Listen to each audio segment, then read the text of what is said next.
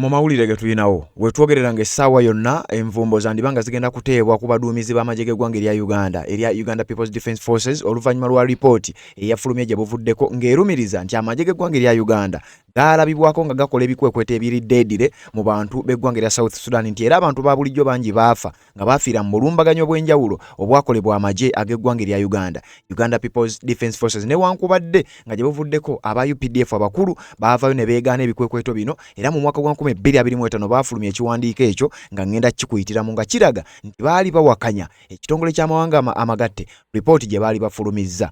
Mu myaka egiyise waliwo ebikwekweto ebyakolebwa mu ggwanga erya South Sudan ng'amagye g'eggwanga eryo galwanagana n'obubinja obw'enjawulo obw'abayeekera oba obw'abalwanyi abali bagezaako okuwunzika gavumenti eya musajja mukulu amanyirwa nga Salva Kiir Mayardit. Kakati mbono n'asaba obuyambi okuva mu ggwanga erya Uganda ne bamusindikira Uganda People's Defence Forces amagye ne gagenda maaso n'okubeera nga gakola ebikwekweto eby'enjawulo ku ttaka ly'eggwanga erya South Sudan. Kakati mu bikwekweto bino kigambibwa nti bannansi b'eggwanga erya South Sudan baalabwako nga bafa nga kigambibwa nti ebyokulwanyisa ebyakozesebwa zibbomu ezaakozesebwa ku ttaka ly'eggwanga erya South Sudan kyazuulibwa nti bbomu zino ezimu zaalimu chemicals ezitali nnungi nnyo era oboolyawo ezaali tezigwanidde kubeera nga zikozesebwa. Kyokka waayita akabanga katono General Muhoozi Kainerugaba n'abaako tweet gye yakola nga yeewaana olw'amagye g'eggwanga erya Uganda ekikolwa ekyo kye baali bakoze, wabula waayita akaseera katono nnyo oluvannyuma lw'obunkenke tweet eyo n'agisiimuulayo newankubadde nga bo bano aba United Nations Commission on Human Rights bo bagamba nti eyo tweet wadde yagisiimulayo bo bakyagirina nti Muhoozi yeewaana ku ekyo ekikolobero ekyali kikoleddwa ku bannansi ab'eggwanga erya South Sudan nti abantu ba bulijjo baalabwa nga bakunkumuka ng'ennyenje oluvannyuma lwa zibbomu ezaasuulibwa mu bitundu byabwe nga zisuulibwa amagye ag'eggwanga erya Uganda People's Defence Forces mu bikwekweto eby'enjawulo bye baakola mu ggwanga erya South Sudan. Kakati nina wano ekiwandiiko kino kyafulumidde ku mukutu gw'amawulire ogumanyiddwa nga ABC News. Ekiwandiiko kino kigamba nti waliwo ripooti y'ekitongole ky'amawanga amagatte United Nations nga ripooti eno yafulumye ng'erumiriza nti amagye g'eggwanga erya Uganda gaagenda mu ggwanga erya South Sudan ne gateekinga oba ne gakola kye bayita deadly air strikes obulumbaganyo obw'ennyonyi ku bannansi oba mu bitundu ebiwangaliramu abantu ba bulijjo mu ggwanga erya South Sudan. Amagye go gagamba nti South Sudan ye yali ebayise babeere nga bagiyambako ku bulumbaganyo bwali bukolebwa ku bantu nti abayeekera baali bagenda mu maaso n'okubeera nga balwanagana. Mu kiwandiiko kye nkugambye kye ngenda okuba nga nkusomera, wabula ripooti eno efulumye era nga kikakasiddwa nti essaawa yonna amagye g'eggwanga erya Uganda bandiba nga bagenda gateekako envumbo ng'envumbo zigenda kuba zivudde ku lutalo luno. Kyokka jjukira wakyaliyo n'ebyekkongo. Kakati gwe wenna agoberera era nga wandyagadde okulaba ku nvumbo zino, bannayuganda bangi babadde nga bajja mu comment section nga bagamba nti lwaki yo Uganda teteekebwako sanctions yadde. Sanctions tuwulira z'e Rwanda, sanctions tuwulira ku z'aba bajjeno mu mawanga malala, aba Uganda lwaki tebateekebwako nvumbo? Kakati nkuleetedde gano ogenda kubanga owulira ensonga eziviiriddeko ripooti eno okubanga efuluma.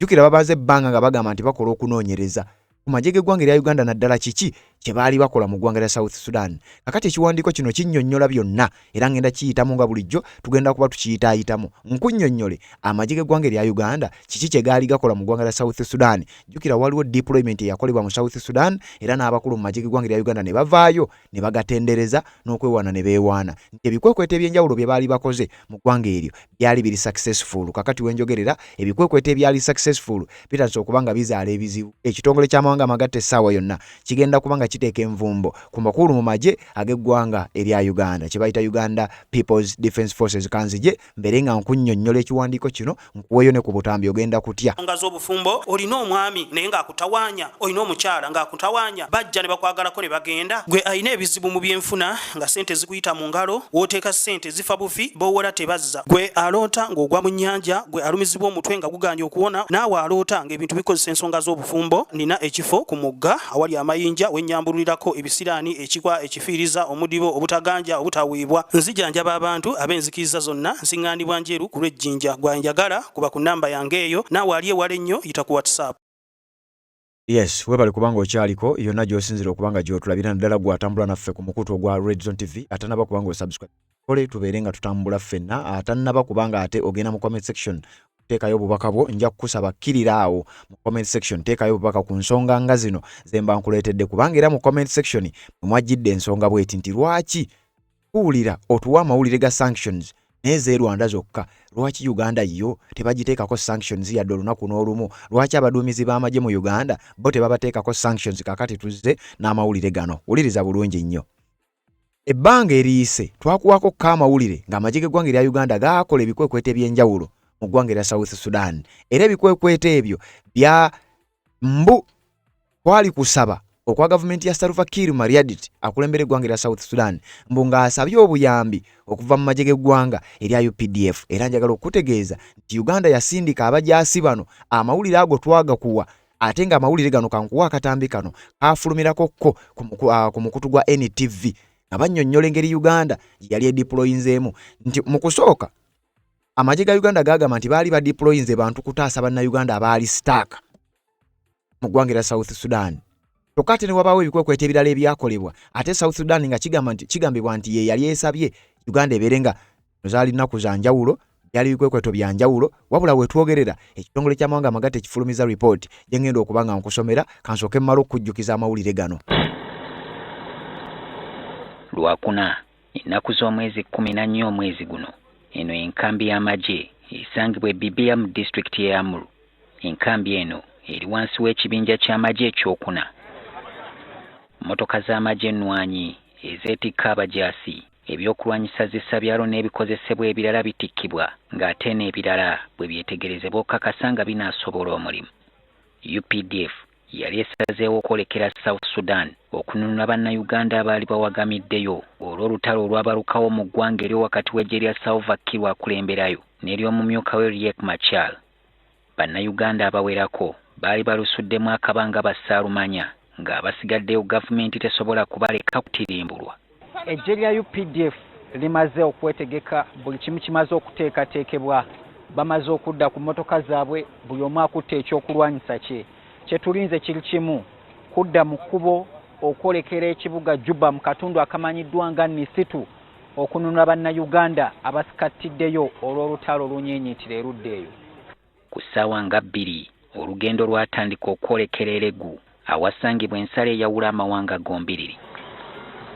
Brigadier Muhanga Kayanja ye yali aduumidde era eggye we lyatuukira ku nsalo ng'omuduumizi w'eggye y'oku ttaka Brigadier Leopold Chanda yali linze dde okulisiibula.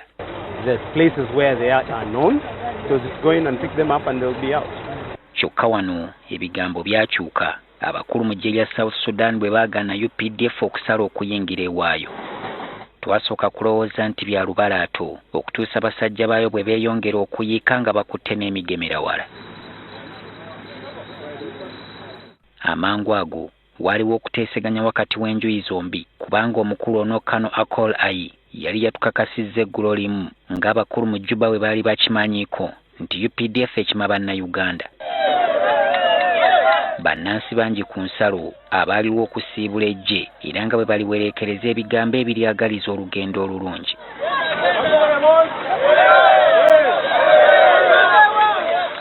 Oluvannyuma lw'eddakiika nga 20 ez'okuteeseganya tukkirizibwa okuyingira South Sudan, eggwanga erisinga obuto mu nsi yonna. Ekyagwawo ku nsalo kyaleetawo okubuusabuusa ku byokwerinda byaffe era olugendo lwakwatibwa mpola nnyo nga kw'otadde okuyimiriramu buli luvannyuma lw'ekiseera. Ennyonyi eno bakira yeebongera mu bwengula okuketta ebitundu ebirowoozebwa okubaamu omulabe era buli lwe yazzanga obubaka nti gye tulaga walungi nga tweyongerayo n'olugendo. Mu kugenda kyali kizibu okusisinkana mmotoka yonna ey'obwannannyini etambula ng'oggyeko amagye ga SPLA agaatuwerekerako. Mmotoka nnyingi ze twasanga nga zaalekebwa bannyinizo ku nguudo ng'endala zaayokyebwa ekyayongera okutulaga nti gye tulaga si birungi. Obufo nga Pangei, Aru Junction ne Ayi bwali bwakwegendereza nnyo.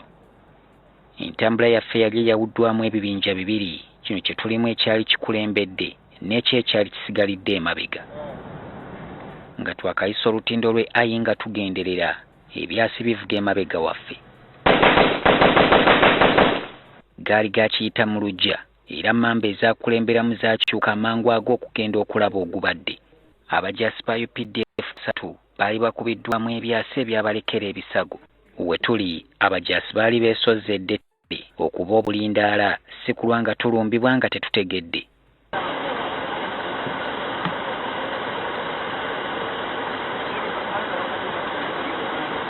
singa ebintu byagenda bubi mu kadde ako.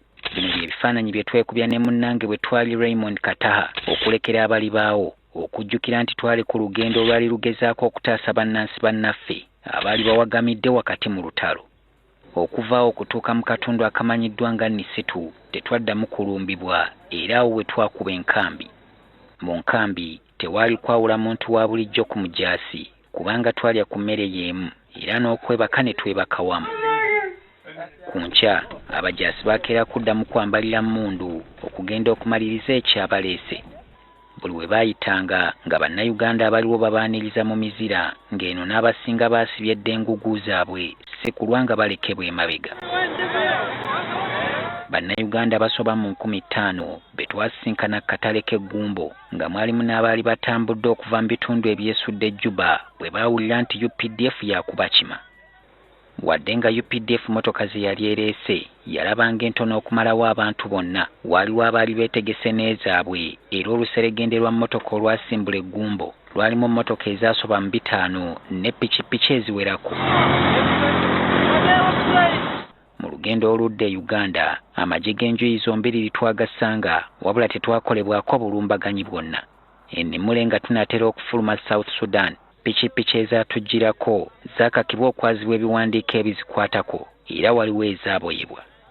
Nga bayingira Uganda, bangi baalinga abazaaliddwa obujja.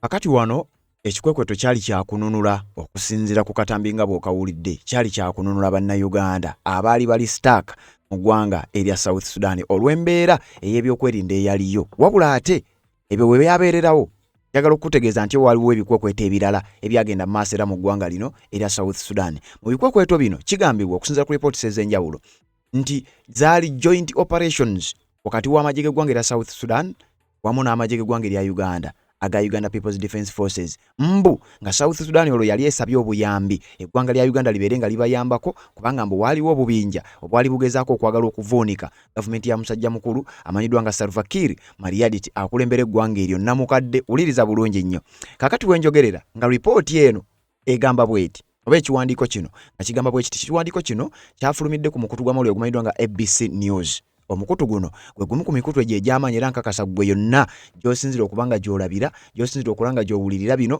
oyinza okubanga ensonga eno wagiwuliddeko essaawa yonna. Sanctions zandibanga zigenda kufuuka sanctions. Mu kiwandiiko kino bakunnyonnyola engeri ekitongole ky'amawanga amagatte ekyagudde oba gye kyakoze okunoonyereza investigations zonna. Oluvannyuma lwa investigations bagenza okukizuula ekyamazima Uganda yakola ebikwekweto ebiri deedire nga mu bikwekweto muno mulimu bannansi b'eggwanga erya South Sudan abaafa.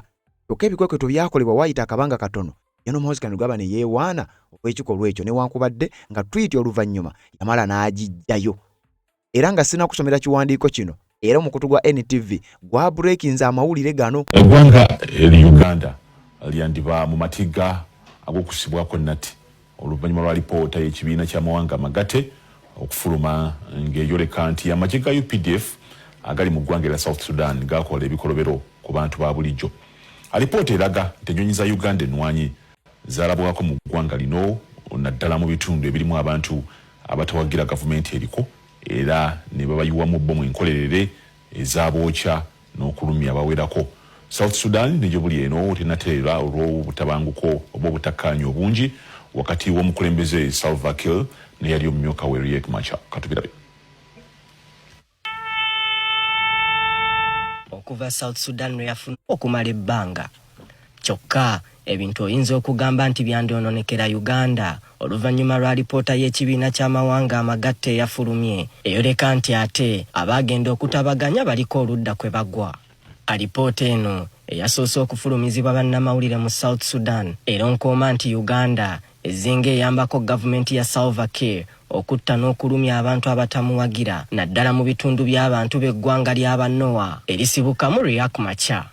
Amagye ga Uganda gazze galumiriza nti g'okugenda mu South Sudan gayitibwa gavumenti yaayo yennyini mu Maaci wa 2025 nga basinziira ku ndagaano y'ebyokwerinda eyakolebwa okubayambako okufufuggaza abayeekera b'akabinja ka Riek Machar agaali gafuukidde ddala olukokobe nga gaagala okumaamulako gavumenti.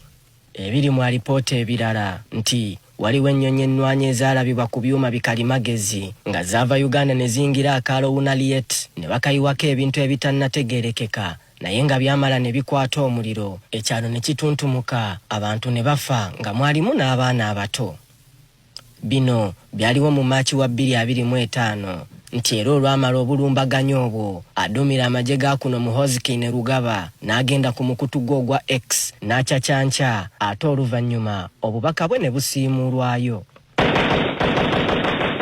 Kyokka alipoota eno temenya nnumba mmeka Uganda ze yakola ku bantu ba bulijjo, wabula ekikoonako nti Uganda ennumba zino zaali nkwenteeketeeka obulungi era ng'abakulu ne kye bakola bakimanyi bulungi. Okuva omwaka oguwedde Uganda ezzenga yeegaana ebijijjo etekebwako nti yeetaba butereevu mu nnumba mu ggwanga lino, beppo n'okuyira abantu ba bulijjo ebirungo ebitamanyiddwa bulungi ne bibookya. Ekitongole ki Amnesty International kirumiriza nti Uganda byekola mu South Sudan bimenya endagaano eyatuukibwako mu 2018 eyali ekugira memba waakyo yenna okubaako obuyambi bw'ebyokulwanyisa bwawa gavumenti ya South Sudan. Wiiki ewedde kyandibanga tekyewuunyisa lwaki gavumenti ya South Sudan yalagira eggye lya UN ekkuuma ddembe okwabulira akatundu akamanyiddwa nga Akobo mu ssaawa 72 zokka ng'amagye ge gagwisanya bwenyi n'ag'oludda oluvuganya. Gavumenti ya Uganda tennaba kwanukula butereevu ku nsonga eno. Why should Uganda get involved in the killing of civilians? Yet the very same Ugandan UPDF and the very same army that has brought peace and stability in the region, from South Sudan to Somalia to Eastern DRC. We are the one army that is known to be involved in ensuring that there is peace, stability and security in this region. Eggye lya UPDF nalyo likyafuuse kyesirikidde, wabula nga lipoota eno abamanyi okusomera ebbaluwa mu bbaasa bagamba nti mudda yandizaalira Uganda ebitukula ekiyinza okufiiriza eggwanga mu bintu bingi.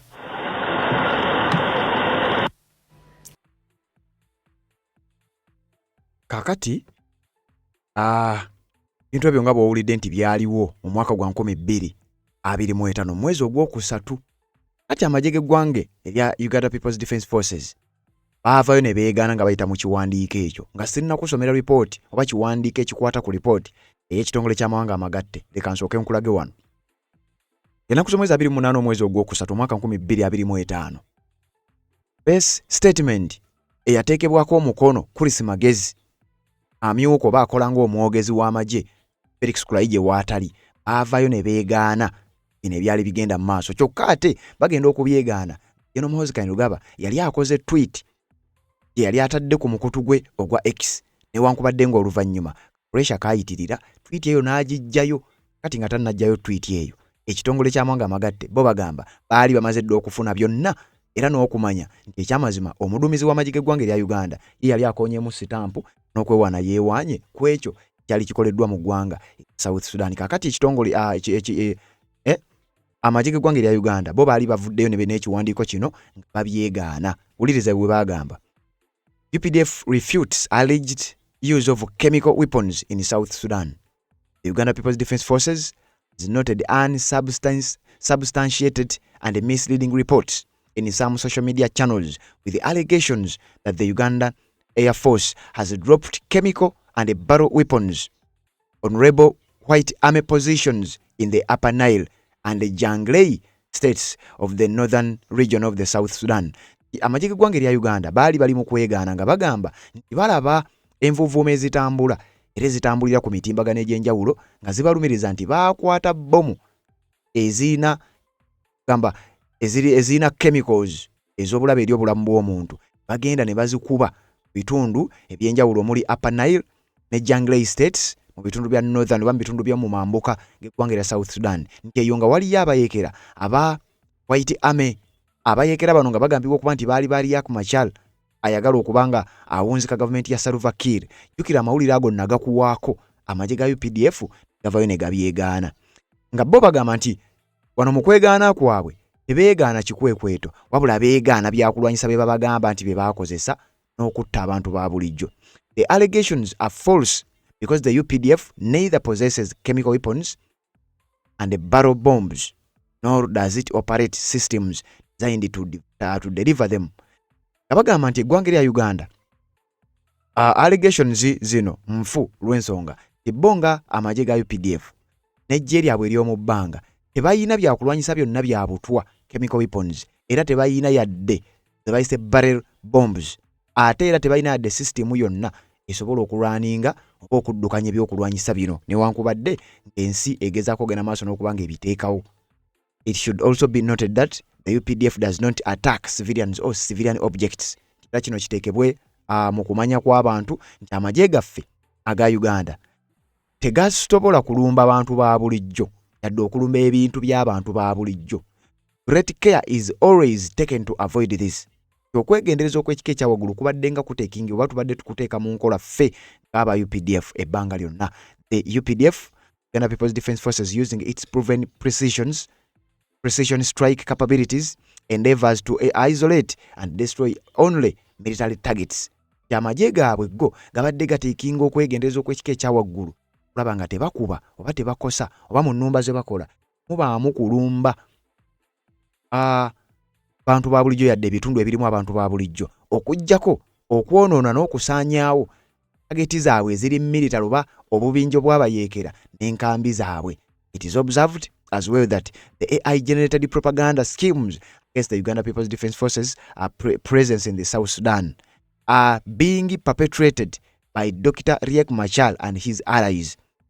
Amagye ga UPDF gavayo ne gagamba nti bino ebitambuzibwa yali propaganda era nga ebisinga byali bikolebwa AI, artificial intelligence, nti era byali birimu nnyo omukono gwa Dr. Riek Machar n'abamu ku banywanyi be bagambibwa okuba nti tebaakolanga bino. The naysayers should be ignored. Aboogera ebyabwe balina okuba nga temubawa budde. The Uganda People's Defence Forces involvement in South Sudan is with the full authorization and the support of the South Sudan government. Amagye g'eggwanga lya Uganda gakkirizibwa eggwanga lya South Sudan oba government ya South Sudan okubeera nga bayingirayo n'okubeera nga babayamba okulaba nga balwanagana n'abayeekera bano. Nassaako omukono Kano Chris Magezi, Acting Director Defence Public Information oba omwogezi w'amagye ow'ekiseera aga Uganda People's Defence Forces. Kyokka ne wayita akabanga katono ensi n'emanya amagye g'eggwanga lya Uganda gaali mu ggwanga lya South Sudan era nga genda maaso n'okukola ebikwekweto kakati awo nga kimaze okukakasibwa newankubadde ng'omwogezi w'amagye ye yavaayo n'ategeeza nti ffe twegaana ebikwekweto bye batugamba nti batwakozesa ebyokulwanyisa ebyobutwa newankubadde ng'ebikwekweto byo bakkiriza nti babikola kakati we twogerera ebikwekweto bino bitandise okuba nga bibazaalira akabasa. Essaawa yonna sanctions zandibanga zigenda kuluma. Ekitongole ky'amawanga amagatte kyafulumya era obunkenke bungi nnyo wenjogerera obutambulira ku bigambo bino nga n'ezimu ku nvuvumo zigamba tebakkiriza media kubeera ng'ebyogerako. Yalagidde radio zonna mu ggwanga Uganda, radios ne TVs, ba presenters ne bani. Omuntu yenna bw'ageza n'aleeta omulamwa ku lutalo lw'e Southern Sudan olugendo okubaluka direct luzira. Agambye TV zonna tezibiraga tezibyogerako tezibidiscussinga n'okusoma obusomi eggulire nti olwaliro wabaddeyo olutalo mu bitundu bya Northern Uganda takyagala. So kati abantu mu masimu gammwe ge gagenda okubayamba abanorthern mutegeka amasimu gammwe, Southern Sudan mutegeka amasimu gammwe, mubeere n'amasimu g'abantu ab'ensonga mukozese social media zammwe. Ekintu kyonna kye mulaba awo mukiteekeyo mangu, mukiteekeyo mwetanire KDF kati yokka ye bataasa. Kyolaba reportinga mu KDF ng'obudde bukyali. Gwe kasolaba ekintu ekitali kya bulijjo mu Southern Sudan tokikwatako. Bw'olaba ekiveera kimanyi kubira abakugu ba KDF bajje bategulula ebbomu. Tokwatakwata ku bintu.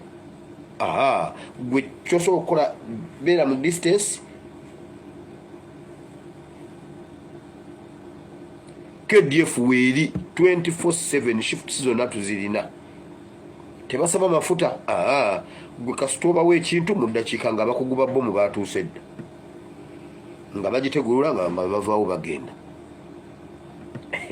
Museveni adibye ne bbomu gye yali ayagala okukuba mu Kampala. Omwana wa Bote atambula awunya n'ekibbi mu mpale Museveni. Dingi doole Museveni ayonoonye ku mbaga ya Katonda n'adduka emisinde kato musongeko. Omwana wa Bote atambula awunya n'omuzimu mpale. Kale njagala kuwa kiwandiiko kino.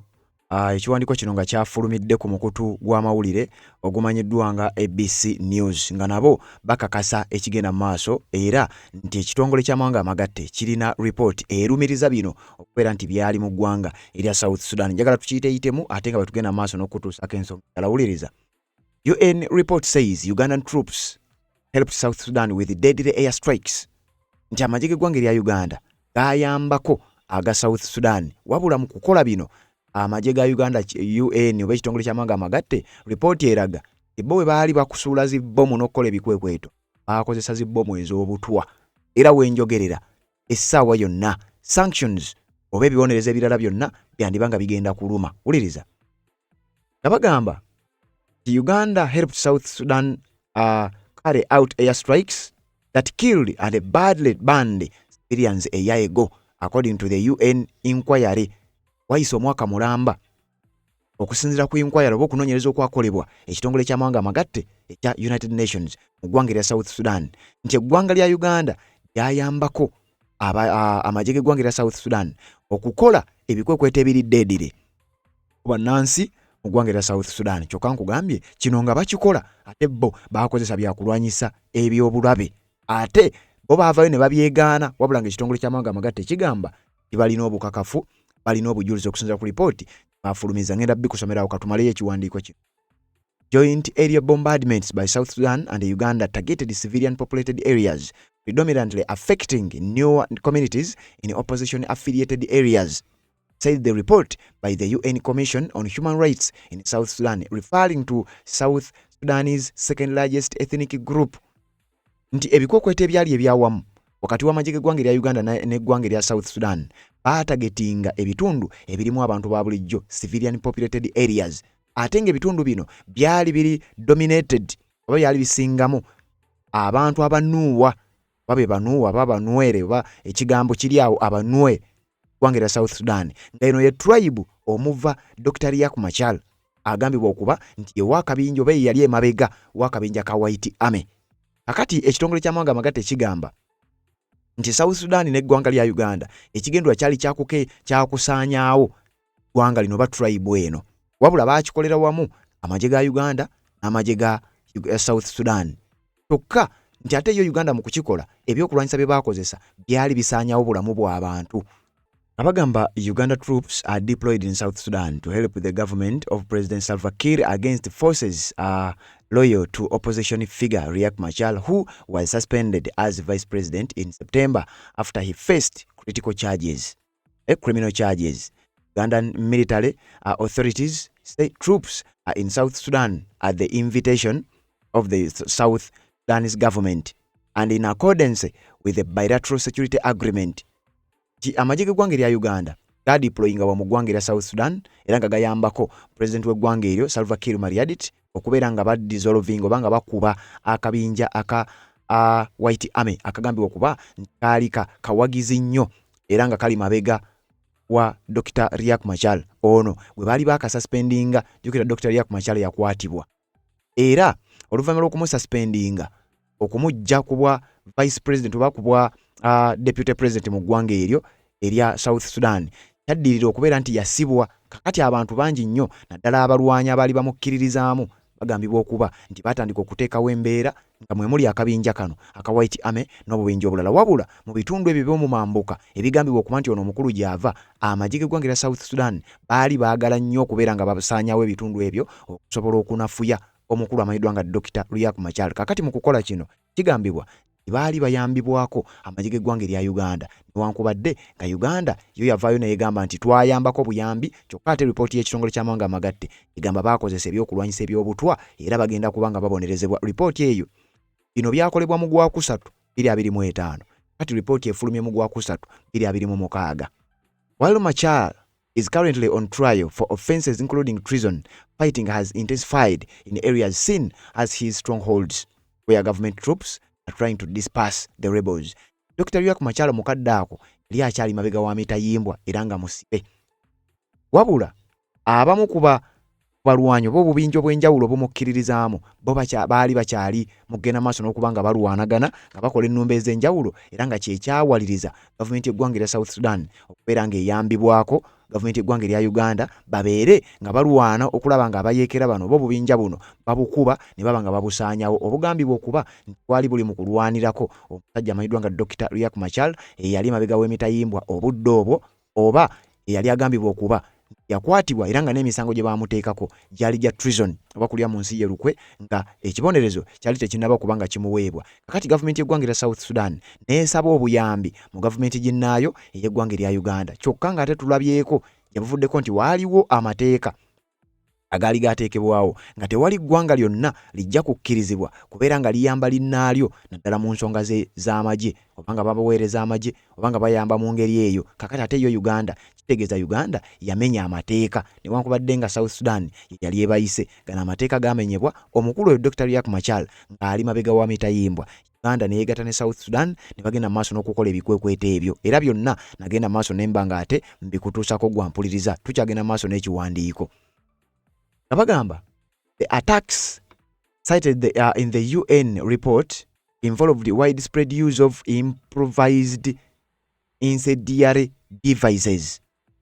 Nti ekitongole ky'amawanga amagatte report gye baafulumizza eraga nti mu by'okulwanyisa Uganda bye yakozesa mulimu kye bayita IID oba improvised incendiary devices. Nga bwe tukoze okunoonyereza ku bino batugambe bwe bati, these are homemade non-military devices designed to ignite fires, destroy or harass, causing a severe evolving threat to invasion, security and cargo. These devices, which can be concealed in luggage or freight. Waliwo chemical ezikozesebwa olumu mbu baziteekako n'emigugu zisobola okuba nga zitta, kitegeeza buno butwa. Kati kitegeeza devices zino gavumenti y'eggwanga erya Uganda zezo gundi chemical ezo zezaateekebwa mu bomu ezaakubwa mu ggwanga lya South Sudan. Era nga bagamba they typically consist of a flammable substance, a fuel and a trigger. Common fuel sources include gasoline, napalm, thermite and magnesium powder. Nti bomu zino oba chemicals zino eziteekebwa mu bomu Uganda ze yakozesa ng'ekuba ku bantu be South Sudan zirimu ebintu ebitulika era nga bino byeyambisa amafuta nga ne trigger nebyo nezi chemicals zimanyiddwa nga gasoline, napalm ne thermite. Bino byonna bw'obinoonyerezaako buba butwa era nga bwa bulabe nnyo eri obulamu bw'omuntu wa bulijjo, kyokka nga tebikkirizibwa kubeera nga bikozesebwa naddala mu mbeera ng'ezo. Nga bagamba IIDs are frequently hidden within everyday items like luggage, postal shipments, or even commercial products, making detection difficult for standard security without specialized training. They are used to destroy structures, disable sensitive equipment, or anti-personal weaponry by spreading fire. Nti chemicals zino zikozesebwa nnyo naddala mu migugu okulaba nga wabaawo ebintu ebirala bisobola okuba nga biyitawo. Nti era chemicals zino ezikozesebwa muno zigambibwa okubawulira wano bagamba zoonoona ebintu, disable sensitive equipment. Nti n'ebimu ku equipments eziri sensitive chemicals zino zisobola okulemesa ebintu ebyo okubeera nga bikola. Era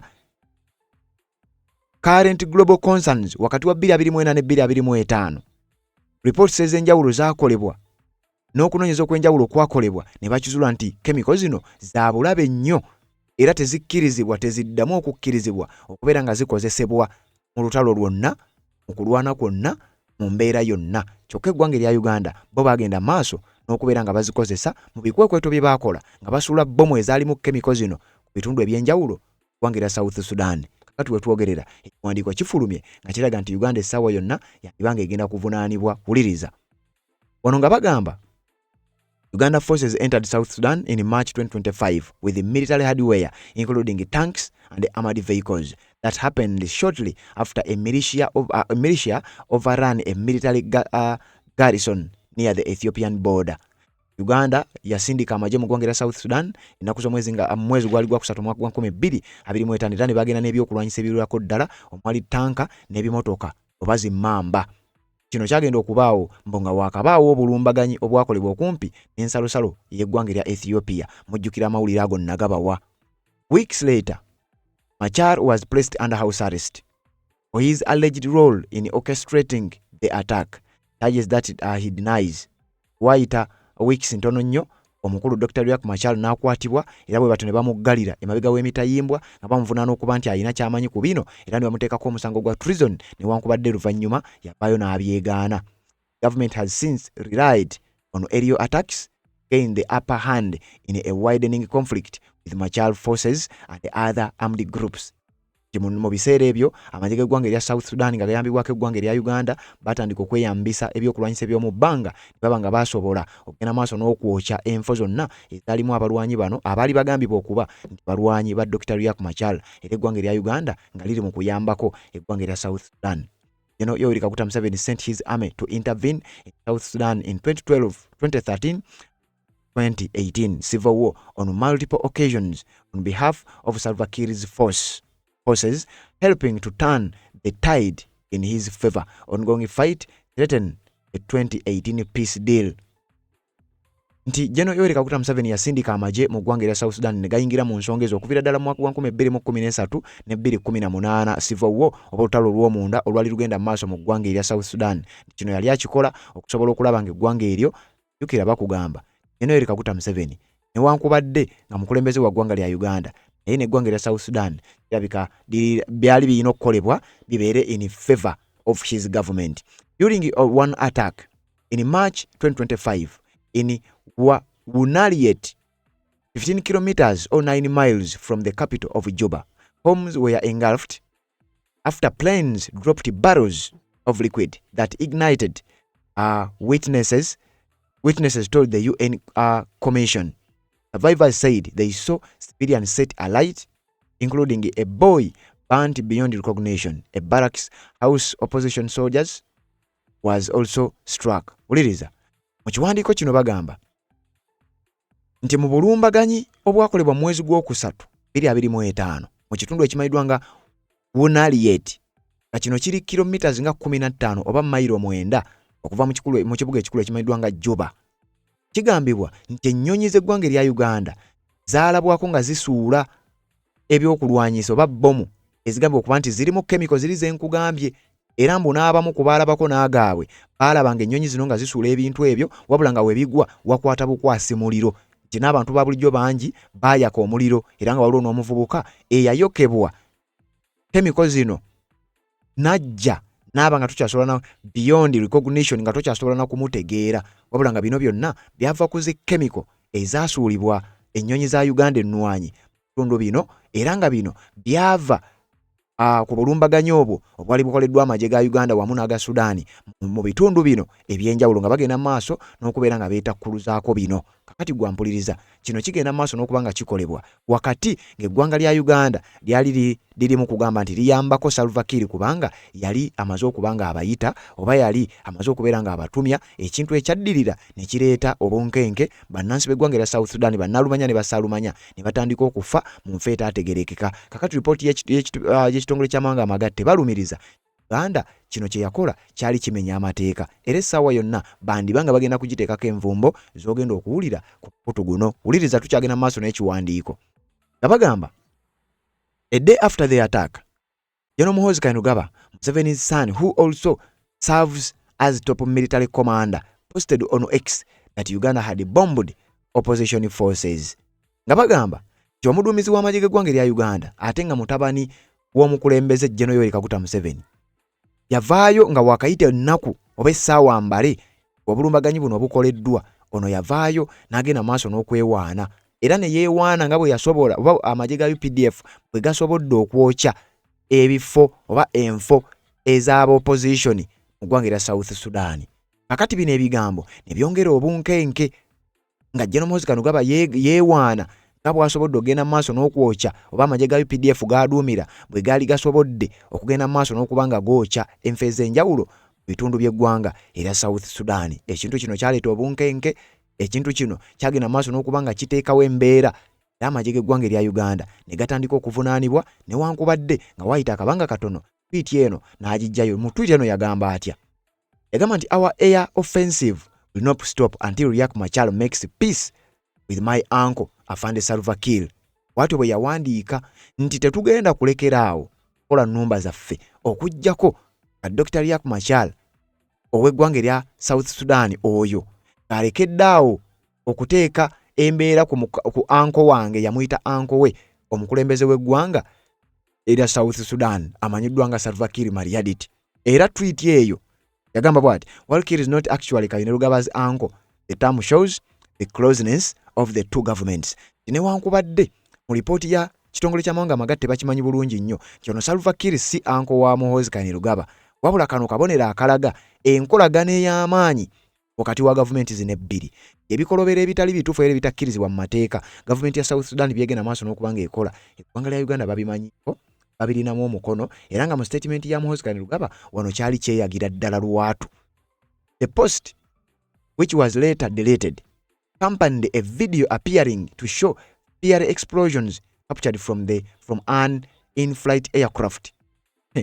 Nti newankubadde nga tweet yaggyibwayo wabula mu kaseera katono nnyo tweet eyo yaliko akatambi akaali kalaga ebyali bibaddewo ng'akatambi kano kalaga eyakakwata yali mu nnyonyi ng'alaga wansi ekigenda maaso n'okukolebwa abannansi bagenda maaso n'okwokebwa bbomu zigenda maaso n'okusuulibwa kyokka bbomu zino zaali za bulabe nnyo, zaali zigenda maaso n'okutuusa obulabe ku bantu ba bulijjo, wabula mu katambi ako akaakwatibwa kaalaga bulungi nnyo bbomu ezo oba akatambi ake yali akakutte yali ali mu nnyonyi. Kakati ate oluvannyuma General Muhoozi Kainerugaba olwa pressure tweet eyo n'agisangulayo. Kakati newankubadde yagisangulayo kyamazima bino byali tebinnaggwa. Uliriza nga bagamba nti flight tracking data shows that a turboprop plane that circled the area during the bombing had arrived earlier that day from Uganda and was operated by the Ugandan army, the UN report said. Mu kitongole ky'amawanga amagatte report gye baafulumizza bagamba nti ennyonyi eyo yalabibwako nti era yatuuka mu kifo ekyo ewaali wabadde ekikwekweto kino oba ewaali wabadde okwokya abantu, kyokka nti bagenda okwetegereza ennyonyi eyo ya Uganda era nga ali evugibwa ab'amagye ab'eggwanga erya Uganda, nga kitegeeza eggwanga lya Uganda lyandibanga lye lyatuusizza n'obulabe buno mu kitundu ekyo, lyandibanga lye lyali lyokezza n'okukola obulumbaganyi buno kitundu ekyo. The report does not state conclusively how many operations Uganda was involved in or the exact nature of their involvement, only that there appeared to be high degrees of planning, operational integration and a command level authorization. Mu lipooti y'ekitongole kino eky'amawanga amagatte teyalaze bikwekweto bimeka Uganda amagye gaabwe bigeetabamu, wabula eraga nti ebikwekweto byonna ebikolebwa eggwanga lya Uganda lyandibanga either lye libikola banga libiyinamu omukono. In November, Uganda denied participating in any combat operation in South Sudan. It has also denied using chemical weapons and barrel bombs and said it does not attack civilians. Mu mwezi ogw'E11 Uganda yavaayo ne yeegaana okupaaka ebikwekweto ebyenjawulo byekola mu ggwanga erya South Sudan, era yavaayo ne yeegaana n'okukozesa ebyokulwanyisa eby'obutwa kubanga bo bagamba tebabirina, era yavaayo ne yeegaana neetegeeza nti yo tesobola na kulumba bifo birimu bantu ba bulijjo. Last year, Amnesty International said that Uganda had violated a 2018 UN arms embargo that prohibits member states from providing most forms of military assistance to South Sudan, including weapons and personnel. An UN panel of experts echoed that assessment in November.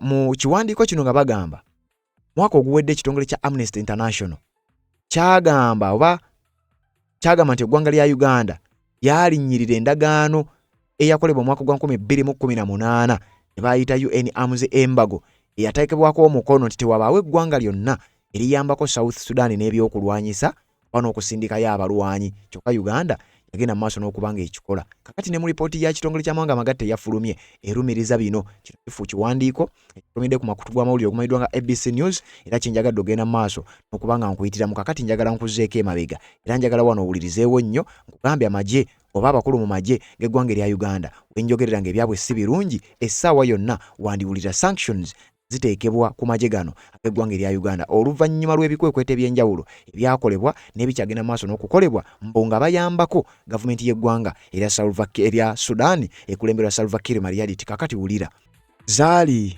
ng'ennaku z'omwezi 25 omwezi gwali gwa kusatu omwaka 2025 omukutu kuno kwennyini ogwa Red Zone TV twakuburekingira amawulire gano ndooza akatambi kano ngenda kakuddiza okalabe bulungi nnyo tuzizeeko kemabega. Ennaku z'omwezi nga 25 omwezi ogwokusatu 2025 twaburekinga amawulire ago wano ku mukutu gwa Red Zone TV kwennyini nga tukugamba nti amagye g'eggwanga erya Uganda kye gaali mu kukola mu ggwanga erya South Sudan oluvannyuma lw'okulwanagana okwaliyo kino kyali kireetedde eggwanga erya Uganda ebizibu.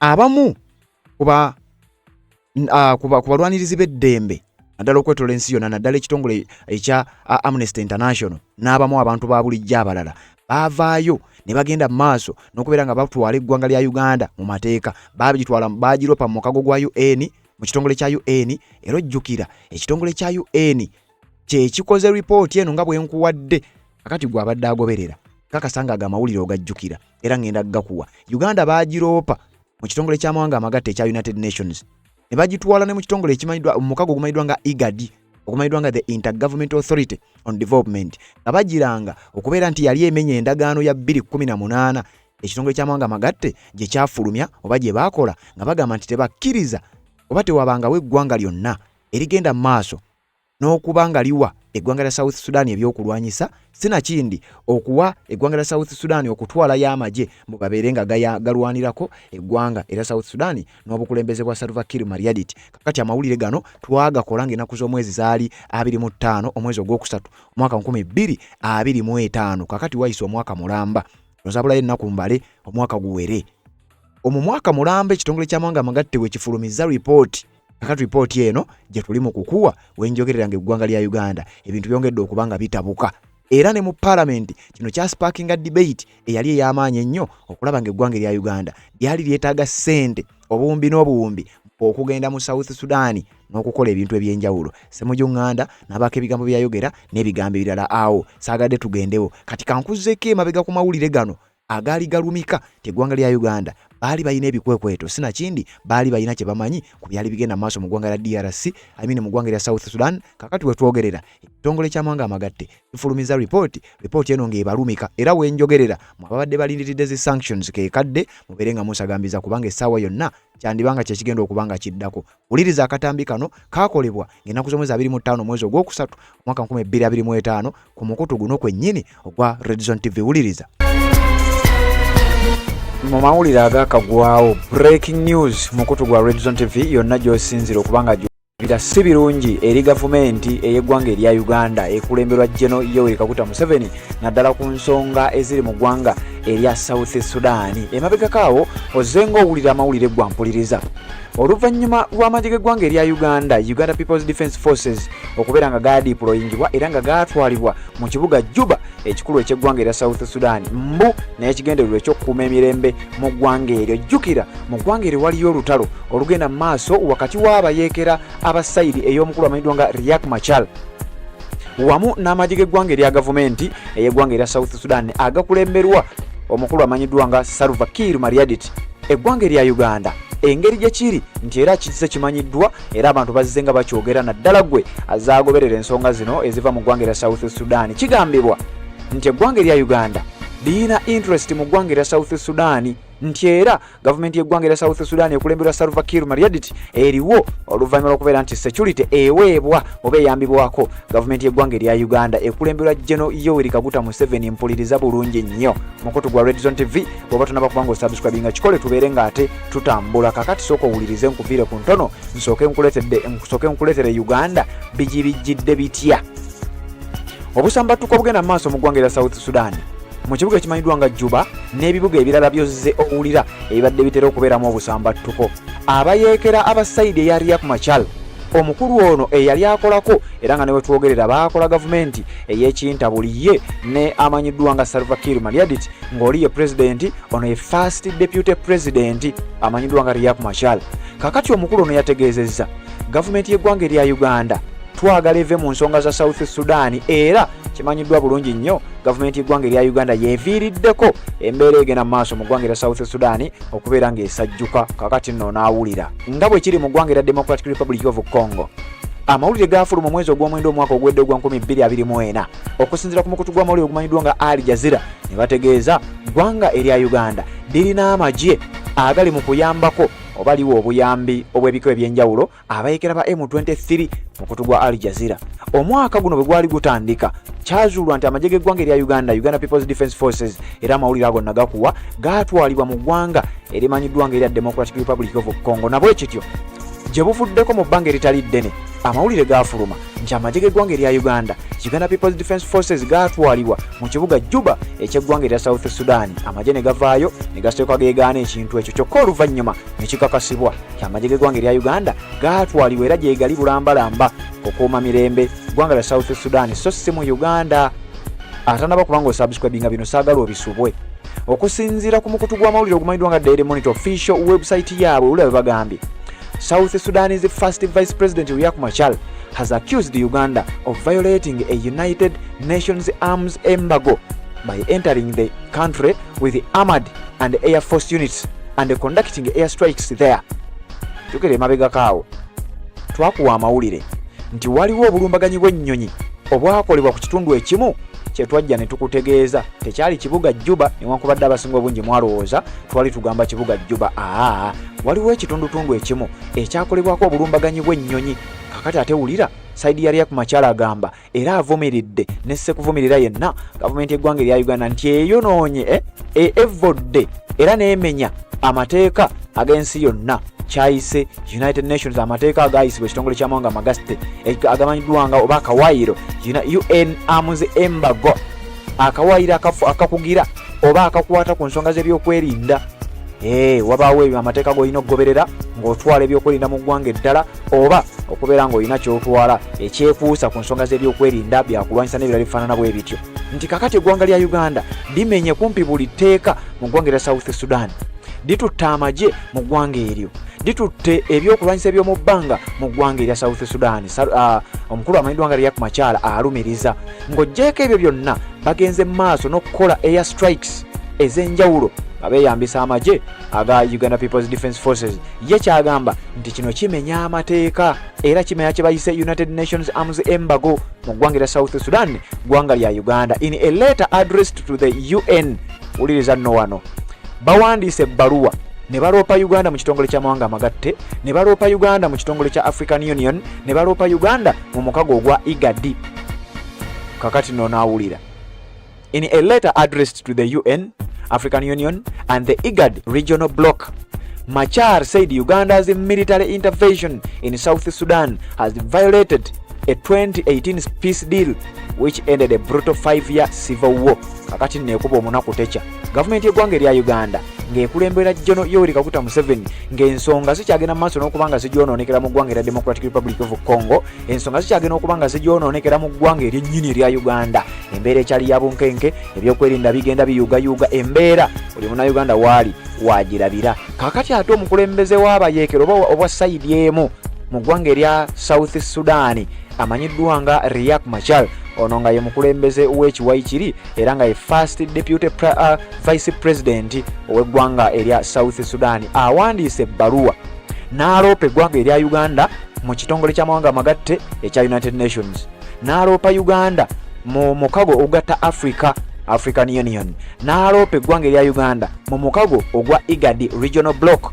N'ategeeza eggwanga lya Uganda lirinnyiridde eddembe ly'abantu era lyonoonye oba teriwadde kitiibwa endagaano eya 2018 gye nakutegeezezza. Endagaano eyo yagenderera okuyimiriza olutalo olwali lugendeddemu obulamu bw'abantu mu ggwanga erimanyiddwa nga erya South Sudan olwali lumalidde eddala emyaka egisukka mu 5. Kakati ebbanga eryo lyonna nga tulina emirembe gyaffe mu ggwanga lino, eggwanga lya Uganda liyingira litya mu bumenyi bw'amateeka mu ggwanga erya South Sudan? Mukulu bamuyita Riek Machar, first deputy vice vice president mu ggwanga erya South Sudan awandiikidde ekitongole ky'amawanga amagatte, awandiikidde African Union, awandiikidde omukago ogumanyiddwa nga IGAD aloopa ggwanga lya Uganda likulembera General Yoweri Kaguta Museveni amagye g'eggwanga eryo Uganda People's Defence Forces gaatwalibwa mu ggwanga erya South Sudan mbu yagamba ekyo kyekiviiriddeko obuzibu ate bakikola mu bumenyi bw'amateeka. Uganda said it had deployed troops in South Sudan earlier this month at the request of the government there, following a breakdown in the turbulent relationship between Machar and the President Salva Kiir Mayardit. Wano batugamba kyeggwanga lya Uganda lyavayo ne litegeeza twatadde amagye mu ggwanga erya South Sudan oluvannyuma lwa gavumenti eyo okutusaba tetwateekayo buteesi nti amagye ku ntandikwa y'omwezi guno ogwe twasindika mu ggwanga erya South Sudan mu kibuga Juba twagateekayo oluvannyuma lwa gavumenti y'eggwanga erya South Sudan otusaba tetubayambeko oluvannyuma lw'embeera ey'obunkenke yali emaze okuba ng'emeruka mu ggwanga erya South Sudan. Kakati no Uganda yo bwetyo bwetegeeza naye newankubadde ng'eyogedde ebyo ayagala full story genda ku mukutu gwa official website eya omukutu ogumanyiddwa nga Daily Monitor bategeezezza nti wetuwogerera eggwanga lya Uganda limaze okuba nga liroopebwa mu kitongole ky'amawanga amagatte African Union n'omukago ogumanyiddwa nga IGAD oluvannyuma lw'okuyingiza ebyokulwanyisa mu ggwanga erya South Sudan mu nkola ey'obumenyi bw'amateeka. Assalamu alaikum wa rahmatullahi wa barakatuh. Amanya nga z'obufumbo olina omwami naye ng'akutawanya, olina omukyala ng'akutawanya, bajja ne bakwagalako ne bagenda. Gwe alina ebizibu mu byenfuna nga sente zikuyita mu ngalo, wooteeka sente zifa bufi bowola tebazza. Gwe aloota ng'ogwa mu nnyanja, gwe alumizibwa omutwe nga guganja okuwona, naawe aloota ng'ebintu bikozesa ensonga z'obufumbo. Nina ekifo ku mugga awali amayinja wennyambulirako ebisiraani, ekikwa, ekifiiriza, omudibo, obutaganja, obutawiibwa. Nzijanjaba abantu ab'enzikiriza zonna, nsiŋŋaanibwa njeru ku lw'ejjinja. Gwanjagala kuba ku nnamba yange eyo, naawe ali ewala ennyo yita ku WhatsApp.